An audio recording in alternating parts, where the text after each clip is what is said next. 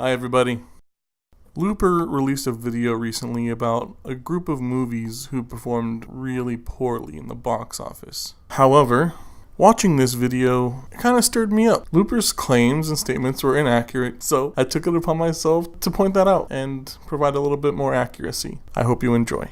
With the absurd amount of content flooding our multiplex screens every year, it stands to reason that more than a few films will fail to score with the public. While it is true that not everyone can be winners, just as some are the cream of the crop, others are bottom of the barrel, and here's a few. As different as they may be, these movies all suffered the same unfortunate fate. The same fate? In what sense? Is Hurricane Heist, even saying its name hurts, part of a self-destroyed fandom dynasty that spanned decades? Did Annihilation and Wrinkle in Time both suffer in part from their decision to force social issues upon its audience? I say it's inaccurate to say each movie suffered the same fate. Some were unnecessary, some struggled to market themselves, and some simply failed to deliver. But every last one of them tanked at the box office. And rightly so. It's hard to believe that somebody actually thought these movies were going to be, one, making profit, and two, endearing to the audience. Here's why. Solo, a Star Wars story. It seems preposterous to even entertain the notion that a Star Wars movie could be anything but a smash hit. Preposterous? Did you not see The Last Jedi?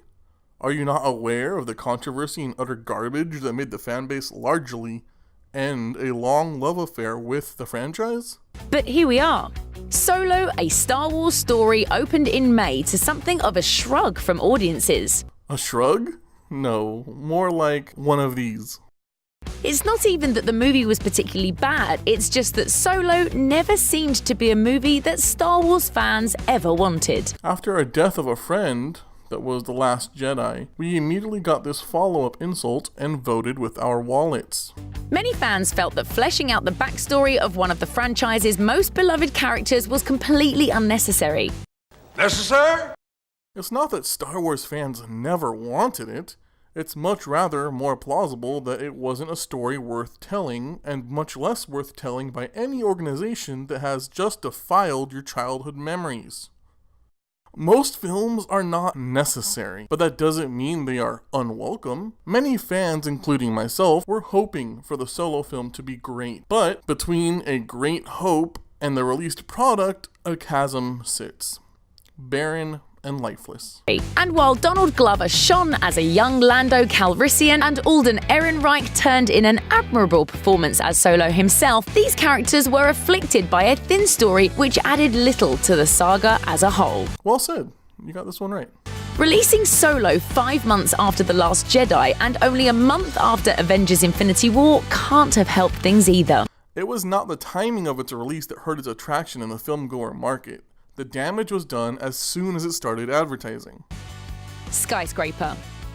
Dwayne "The Rock" Johnson's latest summer blockbuster seemed almost genetically engineered for success. It was a fresh IP hyped as this generation's Die Hard and starred one of the most bankable stars working in Hollywood today. But while critics were split down the middle when Skyscraper hit theaters, audiences found themselves supremely uninterested by the movie's release.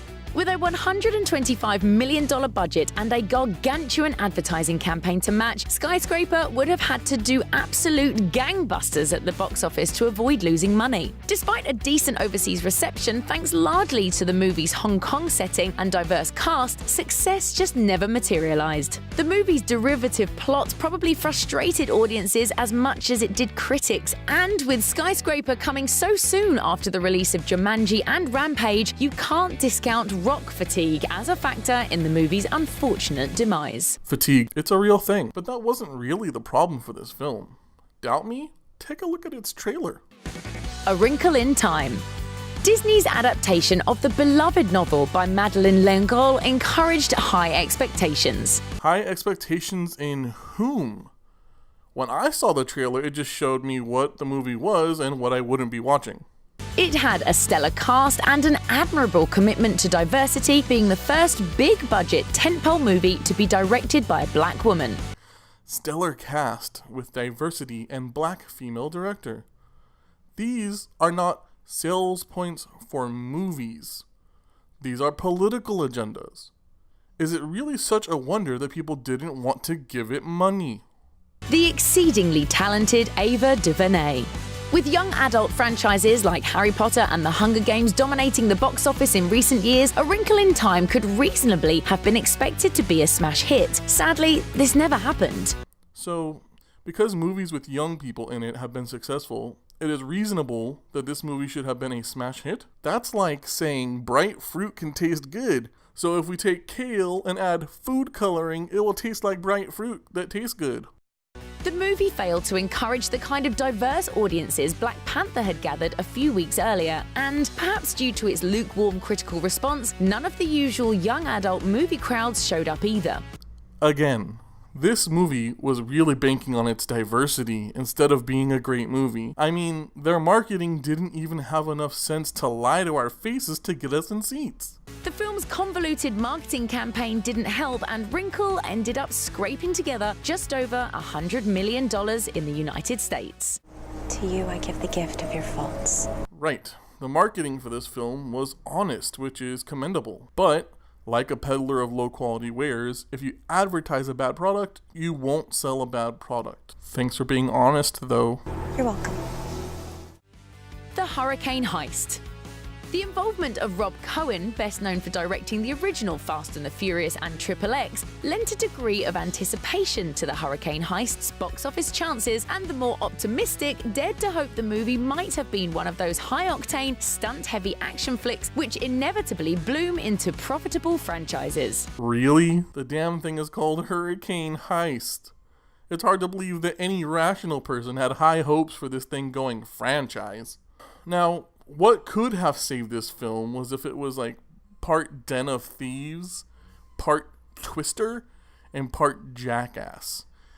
I'd pay to see that. Unfortunately, critics skewered the movie at release for its rip-off narrative, plot holes, and poor editing. Unfortunately, it's more accurate to say they did their job, isn't it? Audiences took note. In the end, the Hurricane Heist failed to break $1 million on its first day and grossed just over $6 million at the end of its theatrical run, just 1/6 of its production budget. $6 million return in total, and that was only a sixth of its budget? I would say there was a gigantic error made, whether it was overestimating how jovial and loose audiences would be, or the serious lack of quality control and management is undetermined. Annihilation. Based on the critically acclaimed Jeff Vandermeer novel of the same name, Annihilation is the story of a team of scientists who venture into the Shimmer, a place unconfined by the laws of reality. I didn't see that anywhere. Not confined by the laws of reality? The most saddening aspect of this movie is that if you strip the idea bare, it wasn't a terrible idea, but the execution was excruciatingly awful. It's also a very good movie. Wrong! Have you seen this shit? A good movie? If it was a good movie, it wouldn't deserve all that it currently does indeed deserve. Boo! Critics were quick to sing its praises. Despite this, however, audiences responded to its release with near total indifference. How is that possible? Critics sung the praises. Which critics? Most of the reviews I've seen, even the positive ones, make note of how not good it is. You must be able to tell me something. Paramount may have shot down Annihilation's box office chances by striking a deal for the movie's international streaming rights prior to release. It dropped on Netflix around the time of its theatrical release in virtually every market except North America and China, severely cutting into its overseas profits. In the States, it went up against Black Panther. Unsurprisingly, Annihilation failed to break even on its $40 million budget. Yeah, no shit they went to Netflix with the swiftness. They needed people to watch it at no additional cost to try and get good reviews from the home audience. I don't know what made you say these things, Looper, but your video is inaccurate and you should be ashamed of yourselves. Shame. Shame. Shame. Well, that's it for this response to that video. I hope you guys enjoyed it as much as I did. Peace.